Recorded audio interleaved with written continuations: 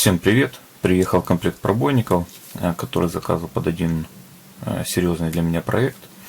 И теперь есть необходимость изготовить для хранения чехол. Стандартная модель чехла, когда они расположены так в ряд и закрываются клапаном, мне не совсем подходит, то есть нужен какой-то более компактный вариант, поэтому решил сделать скрутку. То есть в итоге, после того, как эти обе части они будут складываться, получится такой небольшой сверток, который будет менее громоздким, и будет занимать меньше места. Выкройку уже нарисовал. Единственное, не делал пробный тестовый вариант, поэтому все какие-то недочеты постараюсь исправлять уже в ходе работы. Для изготовления нам понадобится кусок кожи размером 15 на 35 сантиметров. Использую сегодня кожу Шугера. Это итальянская растишка очень классного качества, и я о ней писал уже на вкладке сообщества. Кожа просто превосходная. К сожалению, не могу ее максимально часто использовать в своих изделиях из-за толщины. То есть она где-то 1,6-1,8 мм толщиной, и, допустим, полностью с нее изготовить кошелек не получается. То есть можно использовать ее, допустим, на обложку кошелька, но внутрянку приходится делать из более тонкой растишки, которую я окрашиваю. Но, допустим, эта кожа идеально подойдет для чехлов планшетов, для многослойных ремней, в общем, для каких-то таких вещей, обложек, для чехольчиков. Просто кожа превосходна. Также нам понадобится еще кожаный шнур. У меня такой коньячного цвета, в принципе, цвет просто не было. Это когда-то заказывал посмотреть хоть что это такое, и он остался, лежал, теперь пришло его время. То есть скрутка она будет заматываться этим шнуром, и не будет никаких там кнопок, допустим, и магнитов.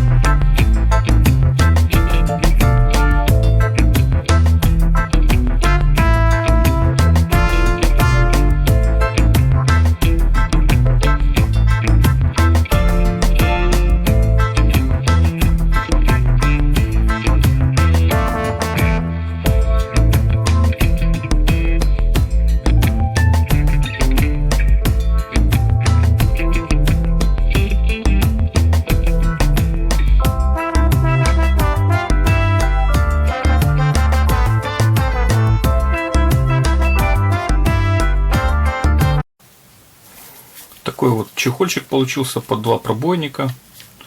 Достаточно компактный за счет своей конструкции, которая складывается. Такой сверточек из кожи. Вот можно видеть, как там расположены пробойники. Кожа просто вызывает восторг. Нереально красивая, и в работе очень как бы легко с ней работать. Можно видеть, когда поставил пробойники, вот здесь есть такие участки осветления, то есть она на изгибах немножко осветляется, получается такой неравномерный, естественный вот окрас. Очень, очень классная кожа. Как уже и говорил, этот сверточек закрывается на вот таким вот шнурком кожаным. Внутри выглядит таким вот образом. Значит, проверил и протестировал сами пробойники в работе. Можно посмотреть шаг пробойника 3,85, нитка 0,35 мм.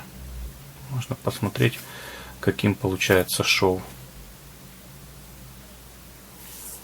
Ну, как бы все нравится. Пробойник, конечно, за счет того, что это не самый как бы бюджетный вариант, тоже отлично и в руке держать их, и они такие помассивней, пробивают лучше, то есть форма зубов у них посимпатичней. Вот, когда пробиваешь, то, конечно, отличие заметно.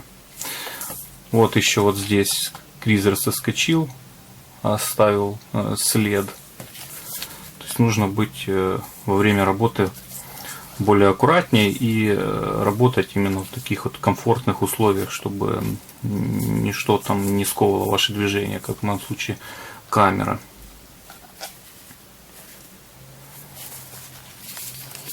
Здесь таких 2 клапана, которые не дают нашим пробойникам касаться друг другу, ну, то есть царапаться. Лекало, в принципе, разработал на удивление с первого раза.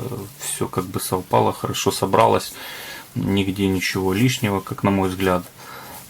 То есть по размеру все отлично, пробойники сели сюда. Со временем кожа примет форму, возможно, сразу не так удобно их сюда вот размещать, хотя в принципе тоже никаких затруднений не возникает. Вот. Но со временем кожа примет форму, и в принципе будет все проще ставить сюда пробойники. Я изначально хотел с изнанки капнуть воды, чтобы вот как бы немножко отформовать, но сейчас понимаю, что это как бы не нужно, это лишнее. На основной клапан поставил люверс, чтобы со временем вот этот шнурок не растянул кожу и не прорвал нам отверстие. То есть он здесь закреплен теперь получше. Ну и сам шнурок здесь завязал на двойной узел. Не знаю, может еще как-то можно его закрепить, но я особо не заморачивался, мне этого достаточно. И закрывается тоже как бы несложно. Поставили пробойники сюда, разместили, сложили его, сделали несколько мотков. Вот на последнем проделаю вот такую вот операцию. Выложу петельку сюда, чтобы такой получился небольшой узелок. Вот и все. И в таком виде пробойники, в принципе, они не будут нигде повреждаться и не будут повреждать остальной инструмент. Плюс будут занимать минимум места. Вот. Так что такое практичное, удобное решение, как на мой взгляд. У кого остались вопросы, задавайте их в комментариях. И если видео было полезным, ставьте лайки, подписывайтесь и спасибо за просмотр.